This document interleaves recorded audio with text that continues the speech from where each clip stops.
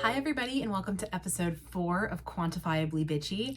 I am your host Raquella, and honestly I cannot believe that we have hit 4 months of this podcast. I have had so much fun growing my following and just talking to everybody and just really exploring the series.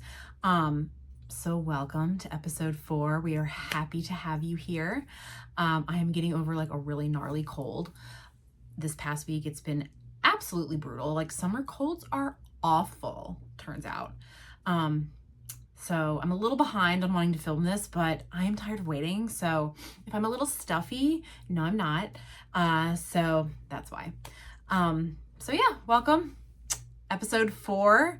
Today we're going to talk about season 1, episode 4, Oeuf, which is, French for the word egg. A few housekeeping items just to get out of the way. Like, comment, and subscribe. I post a lot of shorts on here, but you should also follow me on TikTok at Quantifiably Bitchy. YouTube here is Quantifiably Bitchy as well as my link tree. And you can follow me on Bluesky under tchy. That's where I do most of my daily posting. And you can talk to me on there and we can talk about Hannibal all you want and everything else.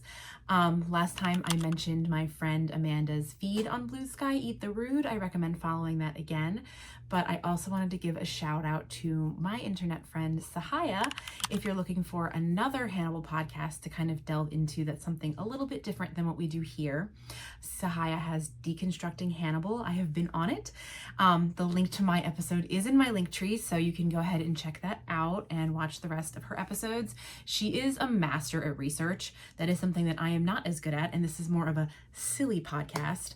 Sahaya is going to give you definitely more of a true English major's perspective. Mine is kind of your lazy English major's perspective, but she's plenty funny. She's very charming. I love being on her show. I discussed Jack Crawford in my episode with her, and this fall I will be going back on and talking about my sweet baby, Frederick Chilton. So if you're looking for more Hannibal content, she's been doing it longer than me. The link is in my link tree, so definitely go check her out. So yeah, welcome back. So happy to be here. Today we're gonna jump into season 1, episode 4. I have it queued up. I do have to put my headphones in, but we'll go ahead and get that started. And yeah, let's dive right in. Okay, opening shot. We always have to talk about the opening shot, right? It's important. How are we framing this episode? We get the skyline of Baltimore. It is an accurate skyline. It is the Inner Harbor. I worked there after college for a really long time. It's a very touristy area. I don't imagine Hannibal. I imagine Hannibal living downtown for sure, but definitely not at the harbor. I could see him living, in Harbor East, or his office being in Harbor East, or even off of St. Paul's, something like that, which is near those areas. So I think it still reflects accurate. But we dive right in. Will having therapy with Hannibal. At this point, the chairs in the office are really far apart. We're still kind of seeing their relationship bloom and grow. And they aren't, super close yet, but we are seeing this connection. Hannibal is leaning forward. Will is leaning back. Hannibal's intently listening. Will is relaxed. So those are things to kind of note in this opening shot in Hannibal's beautifully lit and perfectly symmetrical office. I'm learning that bryanfuller and team really love a good symmetrical shot, and I'm going to be honest with you, so do I. So there are worse things. It's interesting that Will uses this metaphor as his house as a boat, because in the books he works in a boatyard. I know it's referenced, I think, in this episode too. So there are really nice kind of gentle callbacks to the original source material about being a safe space for him, because in Red Dragon he is working on boats when Jack pulls him away. Will is so hot and so frustrating in these. So he's talking about his experience with Garrett Jacob Hobbs. They use that man's full name every single time. Will with glasses on is such a different character than Will without. And I think that's definitely not an accident, right? He wears them as a shield. But it's almost like we're looking at two different characters, and I think sometimes Will feels that way too. Another reason I think Will is so compelling is because he just feels so fragile and so breakable, and you really just want to fix and help him. and he says he feels, you know, guilty for seeing the girl impaled in the antler room. He felt like he killed her. I think the really important word there is felt. And I think this is a theme that's really worth exploring throughout watching the entire series. I know a lot of you are like, oh, Will had this inside of him the whole time. He is just very dark by nature. And sometimes I agree, but sometimes I also am like, okay, he's so good at empathizing with dark minds. Is it because he's good at empathizing that he's able to step in their shoes, or is he inherently dark and that's why that fits so well? It's kind of like a chicken and egg situation. Like, does the empathy allow him to wear the darkness, or is he empathetic because he already has the darkness within him? And I think in season 1 we get a lot of like waffling back and forth between both, and I think that's why I like Will in season 1 a lot, because he is really waffling between good and evil Will, or good and dark Will. Where, like, you know, how we know how the series ends, he might end up as dark Will, but in this point he's kind of like waffling back and forth, and he is not sure where he lies on that spectrum. And I do like that we get this very wide range, the dichotomy of willgraham, as I am constantly bringing up. And he, like, it's like when he's talking to Hannibal about Garrett Jacob Hobbs and how he felt like he was kind of moving along in this life with him after he was dead, and how he kind of was, I don't want to say becoming him, because he acknowledges the fact that he is willgraham and not Garrett Jacob Hobbs, but there is like this it's almost like he left a part of his soul behind, and it lingers with Will as he navigates Abigail and solving these other murders. It like hung behind. That's why sometimes I think that Will isn't inherently a bad person. He feels shame, he feels guilt, and he acknowledges the darkness, where I think Hannibal embraces it and doesn't necessarily see it as darkness. He just sees it as beauty. And then we get this scene with Will, the pendulum. He's analyzing the crime scene of the family that's dead. This shot with the rotting food, when I saw Pearl for the first time, it kind of reminds me of that. Rather, you know, Pearl pulled from this, but this like rotting food and the maggots, and this dichotomy of this very harsh juxtaposition. It's like you're the opposite of a Norman Rockwell painting, right? But then we go back in time.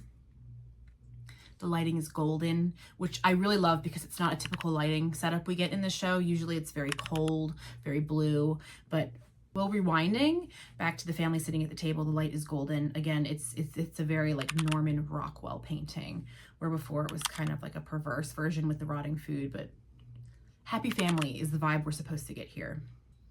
The whole shot, again, very symmetrical. The painting, the wood frame in the back.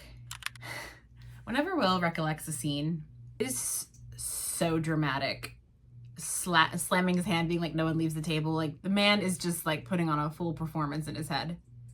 Our boy Hugh gives a really, really nuanced, well-rounded performance as willgraham. That's my baby. The lighting is really superb.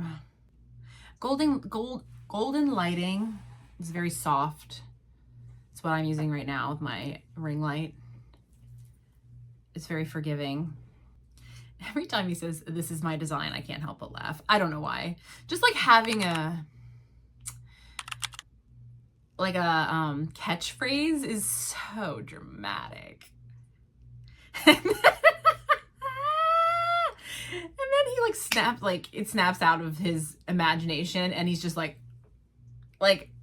with Jack watching him as he is reenacting this in gloves, sitting in the crime scene. It's the most like unethical, hilarious method, get into this evidence and solve this crime. And it's so whack to me. Like, it just cracks me up. And Jack is just watching him reenact it in his head, but he's literally just laying there or sitting there just like with his hands up, and Jack's watching him. I love this though, because Jack asks him, "What do you see, Will?" And he gives this sarcastic non-answer. Family values. It's just another way of how Will Graham is so annoying to me. Like, he has to be so not like the other girls. He can't just give a straight answer. He can't just be like regular for 2 seconds. But it does not faze Jack. And I like this Jack scene because his odd non-answer, he turns it into a real question. Whose family values? Genius. I love these little moments where we're reminded that Jack is a good detective. He wasn't put in the position he was because he was bad. And they don't call him the guru. They didn't call him the guru because he was bad. He's just being tricked by 2 gay cannibals a lot. But he is asking the right questions a lot of the time. And then we have Hannibal pulling up to Wolf Trap in his Jaguar. He would have a Jaguar. I know I said Mercedes last time, and I still stand by that. But I understand why the Jaguar was chosen. It's just another level up from the luxury that Hannibal has. I would be curious as how Hannibal got all of his wealth, to delve into that deeper. Okay. The first time I saw this, I thought that Hannibal was breaking into Will's house. Because I think that's how it's supposed to be shot. You're supposed to be like, is he breaking in? And he brings the sausages for the dogs. 1, dramatic. 2, you know there's people in there. Hilarious. 3, Mads Mikkelsen is a Sagittarius, but he is a cusper. He was born on November 22nd. So that is like the first day for Sagittariuses. So he is a Scorpio cusp. And I think the way this character is played reflects accurately to all of the actors' star signs, and I will get into that in another episode.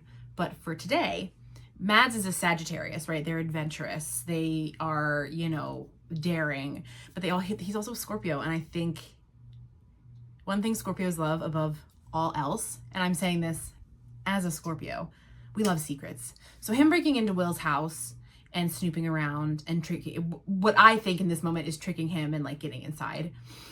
Hannibal loves secrets. He has that kind of Scorpio in him. I don't know Hannibal Lecter's actual birthday, and I'm sure it applies, but we're talking about Mads here, and I think that his star placements play really well into the character. So you see him going into Will's house. You think that he's breaking in, and he's feeding them people sausages, and the dogs are like, fuck yeah, who is this new friend? But I think this is a really exciting moment for Hannibal, because even if he's not breaking in, he still snoops around. And I think you can tell a lot about a person from where they live, the books they read, the furniture that they have, the way they keep their house. You know, there's like 30 dogs in here. You can learn a lot about that. So this is like a wet dream for a Scorpio.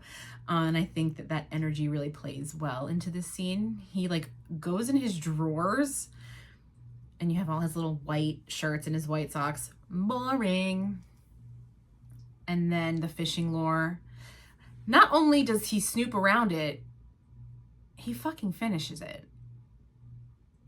Like, bro, don't be like fucking with my hobbies in my house.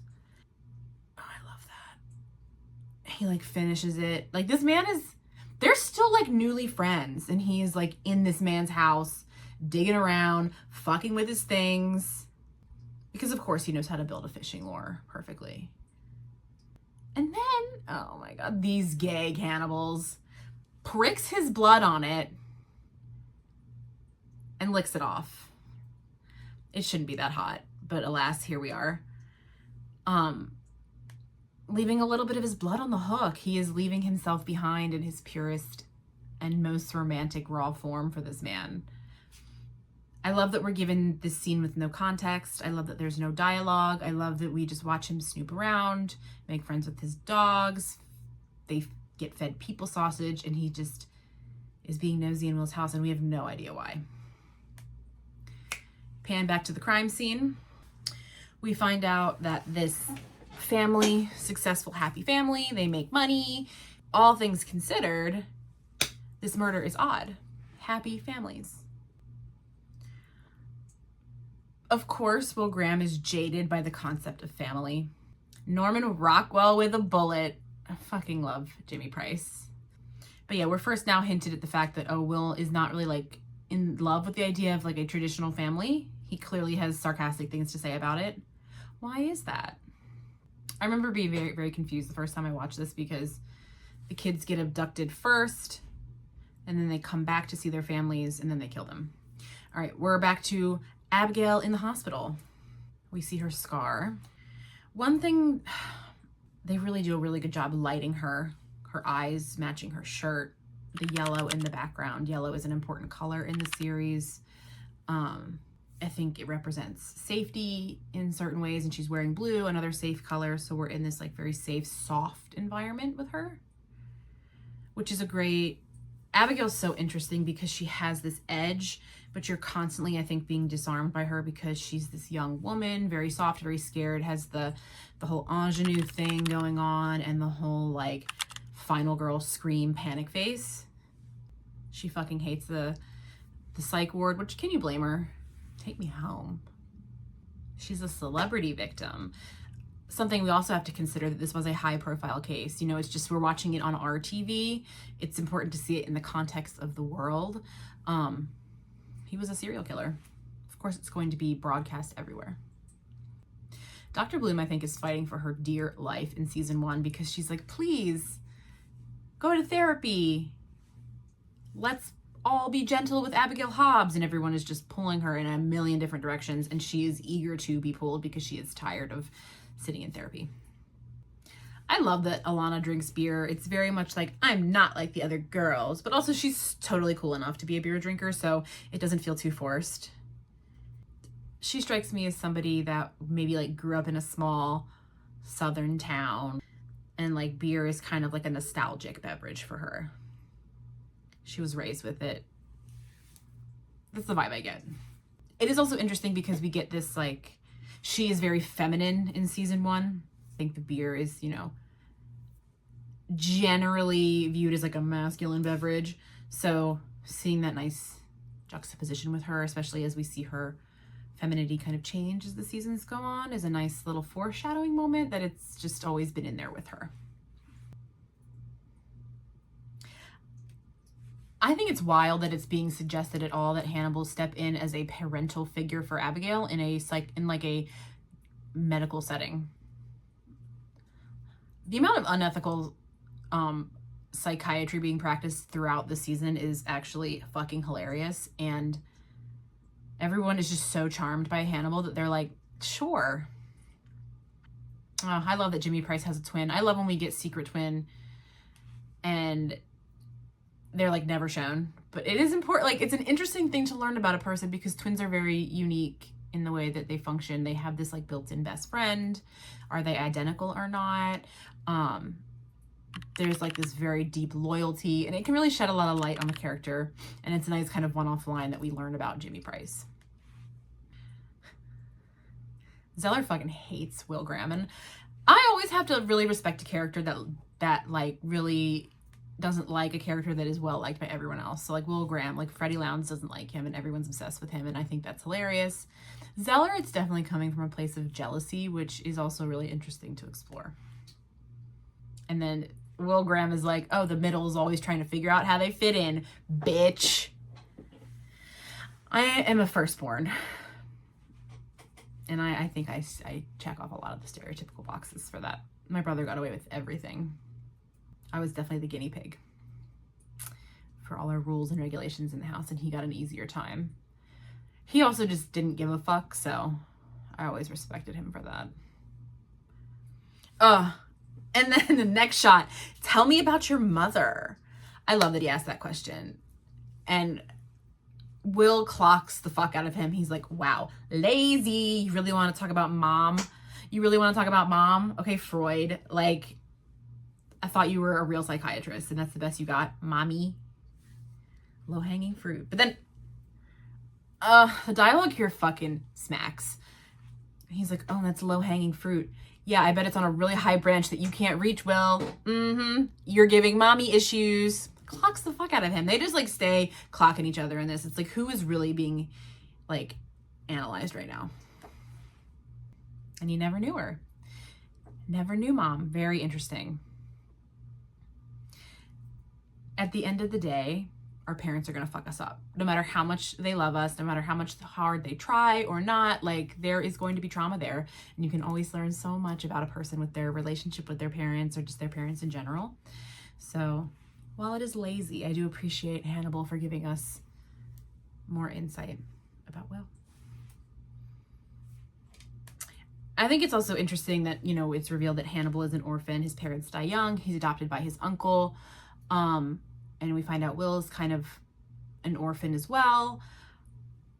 It goes back to Clarice, right? The Silence of the Lambs, where this journey kind of started for a lot of us in the movies. Clarice was an orphan, and she, a late stage orphan, right? She had a relationship with her father, who was a police officer, and then he died, and she was shipped off to a family farm with the lambs, and she heard them screaming, and it's, you know, the Silence of the Lambs. It's that very important story that she tells to Hannibal while he's in jail, and they share this in common, the concept of just being an orphan, a late stage orphan even, because Hannibal, well, he was young when his parents died, but like then he was given to his uncle. So yeah, the three of them have orphan in common, and now so does Abigail Hobbs. So the fact that we don't get Clarice in these first 3 seasons, we do get a lot of little Easter eggs referring to her journey and how, knowing how the relationship that Hannibal builds with her later, how we get there. There's a lot of good prequel stuff going on here. The orphan is a very important element to the Hannibal series. Something so foreign about family. Will is such a little, like, he really likes hurting, you know?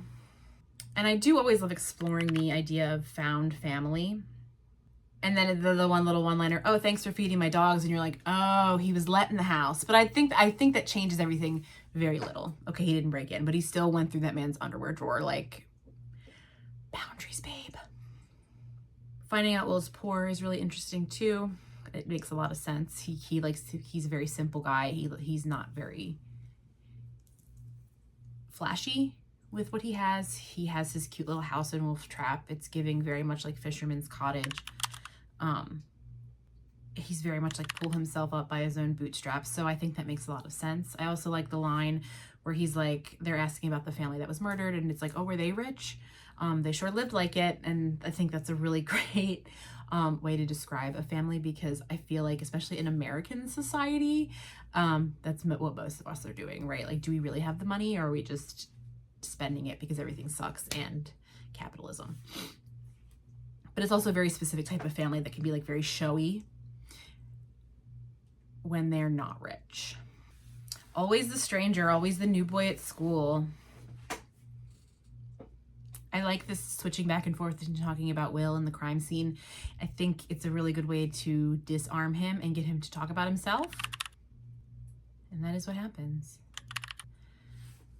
I love whenever, and then we go to Hannibal's house, and he's feeding Jack. And I love when he's feeding Jack, because Jack is never happier than when he's getting food by Hannibal. I think it's so fucking funny, because this man is so desperate to eat that he'd just be like eating people and it's no big deal. And I think even if he found out it was people, he would not give a fuck. I do also love that he's like, you promised to deliver your wife to my dinner table. What a way to phrase that. Hannibal is always going to be so on the nose about that. He's like, yeah, I'm fucking killing and eating people, and I'm going to be really on the nose about the language I use. And Jack's like, I don't know if I want to invite you yet, because you'll just be like, yeah, your marriage is fucked up. And then, oh, the rabbit should have ran faster, and then it cuts to the person running. Beautiful music, nice jump scare. I do love when we're reminded that this is a scary show, because I think all of us are so wrapped up in the Hannibal-Will relationship. It is a nice little reminder and a nice way to scare us that it's about cannibals. I mean, I know I say this every episode, but it's so true. And like, I don't know. I think Bryan Fuller is really good at disarming us and making us feel safe with these characters, and then being like, boom, jump scare. It's scary. Our friend Will seems haunted today. That baby boy is haunted all the time. And Hannibal's like, yeah, we don't know what kind of fucked up shit he thinks about. Perhaps the nightmare under Will's pillow is that he was wrong about Abigail. I do think that Abigail haunts him on a daily basis, and it's his biggest lesson. She is the deer, the stag. there is a message, and he is currently working through it and struggling. Will taking out all his doggies. You know his house stink. Maybe not though. Maybe like a little puppy smell. And we get this sweet music. I love when a series or fandom or a franchise explores the idea of found family. Found family is such a beautiful thing because even if you have a lovely family, you can still find family. Also, they're like examining the dead bodies, the science throuple. I did not, is this true? Like you can, when you're going through puberty, like your legs can be different lengths. Being a child is terrible. I love the science throuple. They just ping pong off each other so perfectly. The chemistry and charisma between them is just delicious. All right, Will's teaching, talking about biting, a suck bruise, yuck. Jack yelling and kicking everyone out. I always love the moments when Jack yells because I think we always forget that Lawrence Fishburne is like tall as shit and he's a big guy and loud.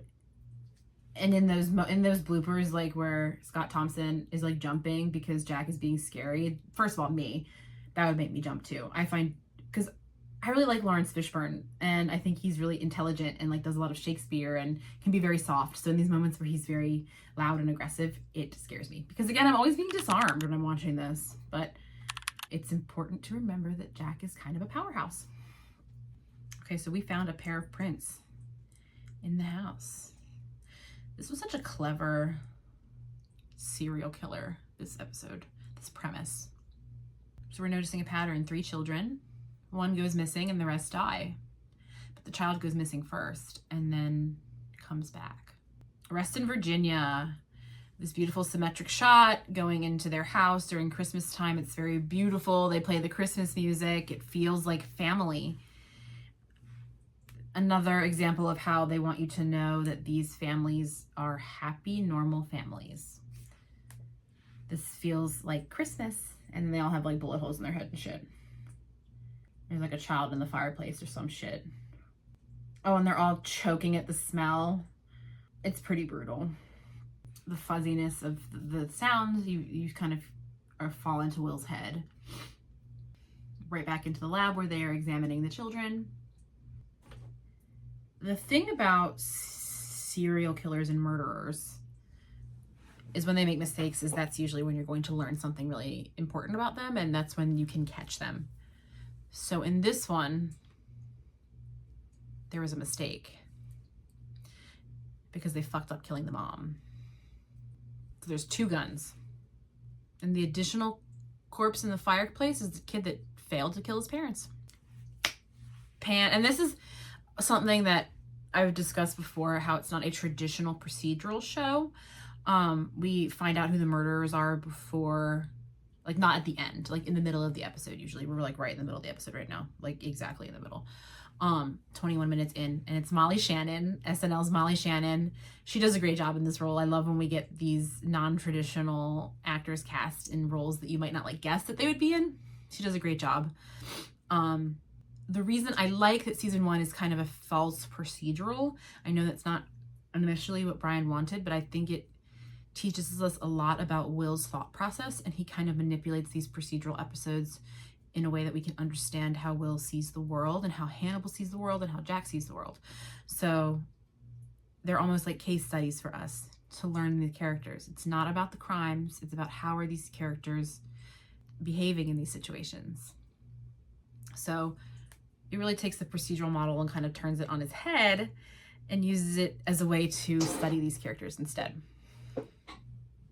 And you immediately have this child consoling Molly Shannon's character, which tells you a lot about how this is maybe not like a reliable adult, because why is a teenager trying to make her feel better about something?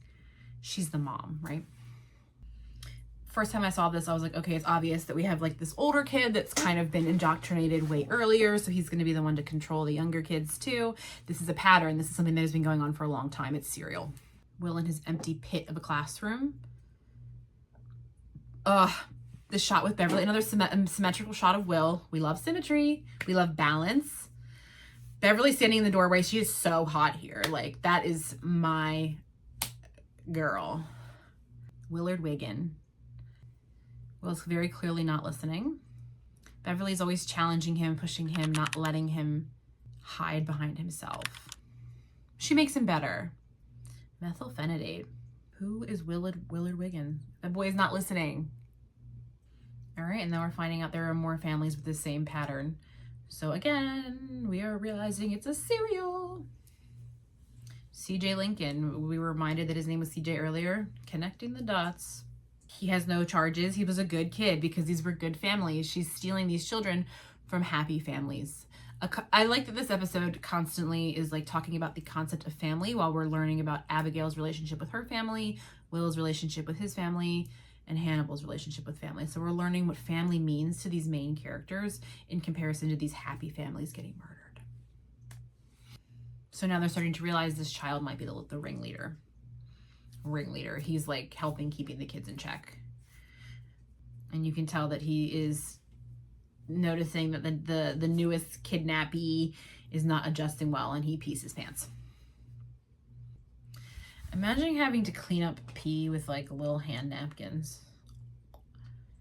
And that is why I am not having children. This very specific reason. But CJ notices. He's like, oh, this kid is gonna mess everything up. And he's right. And then Will goes to Hannibal's office. A gift for Abigail. He's such a dramatic little baby. First of all, wrapped it in what? Cardboard paper? What, like from a grocery bag? This man in his bag of shirts. He's like, I'm gonna pick out brown wrapping paper and a brown ribbon. It's giving when Dwight in the office throws the birthday party for Kelly and does like brown and gray balloons. It matches the office. Okay, well. Hannibal's like, ooh, what'd you buy? Tell me. Teaching her how to fish, which is deeply fucked up when Hannibal's like, yeah, her father taught her how to hunt. So like, what the fuck is wrong with you? Very paternal. And Dr. Bloom is the only one paying attention. He's like, stop trying to befriend this girl. She is a victim. We are treating her. And he's like mad at these little boys for like killing their family. And it's like, maybe there's something else at play here, Will. Maybe we don't be jealous about them killing their families. How dare they? They're little boys from good families. What happened? I love that Hannibal uses Abigail as a way to bring them closer together. I think he genuinely cares about Abigail, but he cares about Will more. And then Hannibal's like, come over to my house, Abigail. I'll feed you. I love how the psych hospital is lit as blue. Again, it's a safe space. Can you imagine if your like psychiatrist came to your house and or came to your psych ward and was like, do you want to come over to my house? I'll cook for you. And then she's like, can I sleep at your house? And he's like, okay, time out. I said you could eat dinner at my house. You're not sleeping at my house, you freak. Girl, you're already being unethical. You may as well let her crash there. Abigail talking about her dreams, very insightful. She's like, yeah, my friend that died was texting me pictures of the guy I killed. And Hannibal's like, oh yeah, the way you left him because you killed him. Remember? Damn, he is so harsh sometimes. And she's like, oh yeah, I can't talk about it in group because I killed a guy and we hid the body. I have to get used to lying. Girl, you are already good at lying. Everyone here is good at lying. Stop lying. Everyone in this show is just constantly trying to disarm each other and lower their anxiety and inhibition. And he's like, you don't have to lie around me, Abigail. Just be honest all the time. I'm safe. And I think it's interesting in her dream, she's like, can I live with myself? But in reality, she's like, yeah, I can live with myself. I'm doing it every day. Very insightful to her dark side. I think it's so sad that a lot of the show is shot in Canada. I understand why. It's probably logistics. I will say the shots of Hannibal's house and Hannibal's office, his office specifically looks like a place in Baltimore. I thought it was a place shot in Baltimore. I looked it up and found out it was in Canada and I was sad. The house is a little less Baltimore feeling in my opinion. But it's still, it still fits. I still think it could be in Baltimore, but I think his office, that shot is very Baltimore architecture.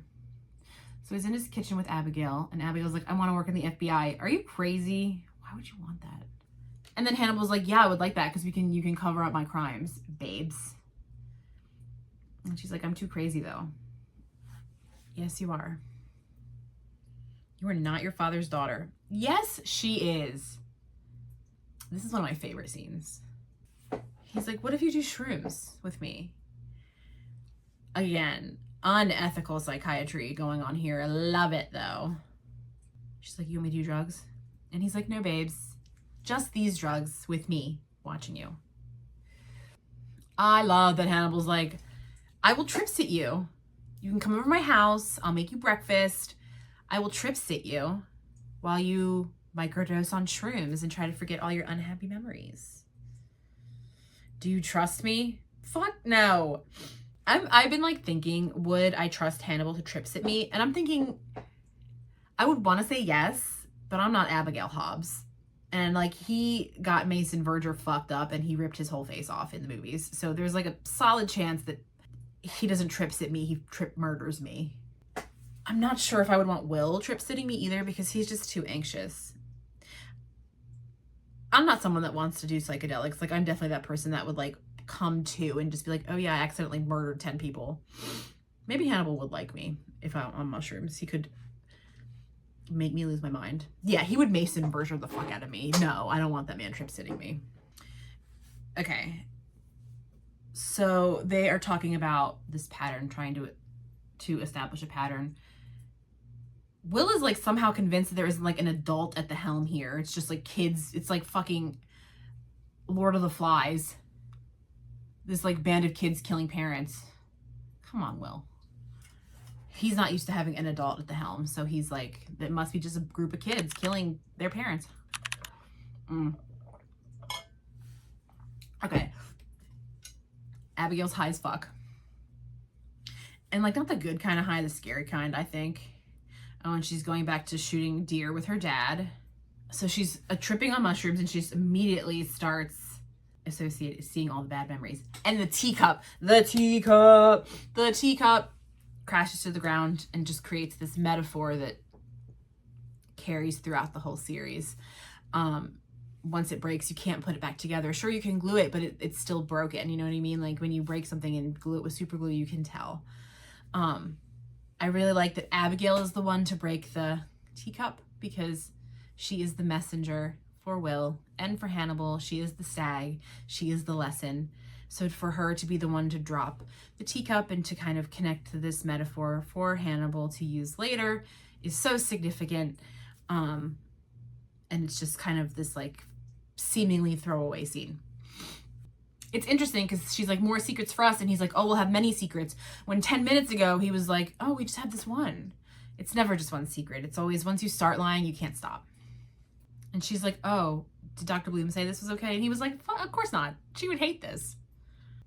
Hannibal could trip sit me if he acted like this. But I think I would annoy him and he would kill me.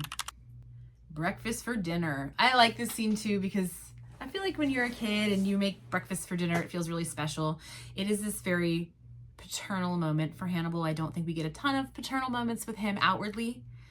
Traditional paternal moments, but just like, and also he's like, yeah, I'm making you the last meal you had with your parents. Insane, first of all. Crazy. But also smart if you want to erase those bad memories and replace them with good ones.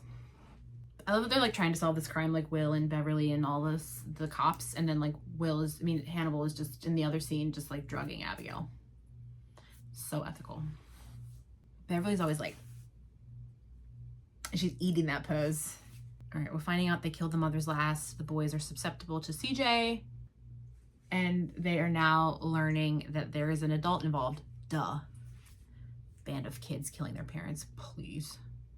The theme of this episode is mommy issues. And I think that's why Will struggles to understand this case because he didn't have a mommy. So he is struggling to understand the mom aspect of it because he has mommy issues too. All right, and then we're in North Carolina. I don't know how we get there so fast. Time is relative in Hannibal. Everyone just can be on a high-speed train at all times. I love it. I think in shows like this, you can really get away with that because it's like, who cares? All right, and then the child comes home and you're like, oh my God, yay, reunited with his parents. And it's like, nah, he's gonna try to kill them. Yellow leaves through the house. I love these shots. The use of color is just the yellow flowers in the yard. It's consistent. I really appreciate how consistent and how fluid it is. And somehow the FBI got here at the perfect moment, but that's fine. Call it kismet. Jack with his gun and his Morpheus glasses. Hey! I love he is like your classic action hero. All right, CJ got shot. Like, why is Beverly there? And like, why are the scientists there? I love that they're there, but like, does this really need to be a group affair? This can't be appropriate. I love when the child pulls out the gun and was like, Molly Shannon comes out of the little shed. She's wearing red. Christopher is wearing blue because he is safe. He is just a kid, and she's wearing red. She's the real threat, hovering over him like a ghost. And Will tries to end it happily, safely, and Beverly shoots the mom. It's all very traumatizing for Will. He like is very desperate for people to solve things peacefully when he should just give in to the darkness. He watches her die because he's so into it, I think, even though it also scares him. And then Jack in the car with this kid. This is a fucked up scene. He's like, can I please see my mom? And he's like, you're going to jail, kid. You're going to jail. He is such a classic, like, toxic father type. He's like, I'm going to scare this information out of you. This child is a victim. Oh, my God. If I ever go missing, do not put these cops on my case. Pick someone else. Pick, like, it can be the SVU cops or it can be CSI. And not these cops. Not Hannibal. And he really is like, you don't know what it's like, Jack, this child. He's like, you don't know what it's like having a family because you don't have a family because you're a loser. He kind of deserved that. Don't bully this child. Back to Hannibal's house. Alana is so mad. And I love that she's like, this is shockingly rude. Yeah, call him out. He'd be killing and eating people because they're rude. Somebody should probably cut off a limb and eat it, Hannibal. Maybe you deserve that. Yeah, so she's like, shockingly rude, Hannibal. And he apologizes. I love that she calls him out. The women stay calling out the men. It doesn't do anything because they don't listen, but I appreciate that they're trying. And he's like, oh, Abigail's here. Huh? So genius. He's like, you were right. She wasn't ready, so I had to drug her. You were right. So manipulative. Genius. No one stands a chance against him in this first season for sure. And he's like, you gave her drugs? Are you her doctor? Half a Valium. Okay. Try mushrooms. Hannibal's breakfast for dinner looks fucking bomb, and I would eat it even if it was people. I know in the beginning of watching the show I said that I wouldn't, but I think that I might be changing my stance on that, so whatever. She's like, what do you see, Abigail? Family. Garrett Jacob Hobbs' hairline is fucking insane. Just shave it. It's like back here. Just buzz it off, my guy. And Hannah was like, oh, I like that she said family. And Dr. Bloom is like, it is insane that she said family. Y'all need to chill the fuck out with this girl. And then the episode, and then we, get Jack in bed with his wife, which was his wife in real life at the time. She's so pretty. It's interesting to see because earlier in the episode, we see Jack talking to Hannibal and being like, I don't want you to diagnose my marriage. And then we end the episode with Jack in bed with his wife. And he's like, do you think we can still have kids? And you know that what that child said to him kind of messed him up, which again, he deserved for like telling that child he was going to go to jail. And then his wife's like, not for me. And it's a deeply sad scene given with no context. And you just, in my opinion, I just kind of assumed he's a bad husband because he's in the FBI. And I feel like all cops like love their job more than their families. But we really don't know why. Gives us very little insight, but the only thing we understand here is that this is not necessarily a happy marriage, giving more layers to Jack's understanding of family. And then pan to Will with all the dogs sleeping downstairs, him in the bed by himself. Everyone's version of family. We get Hannibal and Abigail together, family, Jack and his family, and then Will and his family, and then the episode ends. The theme of this episode was family. It was family. It was mom. It was how those family dynamics shape us as people and fuck us up because again, it doesn't matter how much your family loves you or cares about you. Family is going to mess you up. Family is going to be the reason you need therapy. We're all only human and we're all trying our best. So what those things mean to the character and the characters and like just relation to the world around them. Family was a theme this episode, and found family is just a theme of the series. So we really get to explore that a little deeper and have this kind of parallel with this found family serial killer. Super fun episode. I love the procedural element of it. I think Molly Shannon's character is so much fun. We get more insight just to the like Will and how deeply lonely he was growing up, and Hannibal too, and how they're able to connect over that. The orphan, the prodigal orphan, and Abigail, Will, Hannibal, and Clarice Starling. So we get that nice Silence of the Lambs nod, since we don't really delve into that in this series. So yeah, that was season 1, episode 3. Oeuf, which is also interesting. Egg, you know, it's basically an embryo, right? Family, children, and just the dynamics of, you know, Abigail and Jack wanting kids and things like that too. So yeah, really good episode. I think we get to Chilton soon. I don't know if it's next episode or the episode after, but I'm really excited to talk about him. I'm just really excited to continue this journey and talking about everything. I say the same things every time, but it has just been such a treat.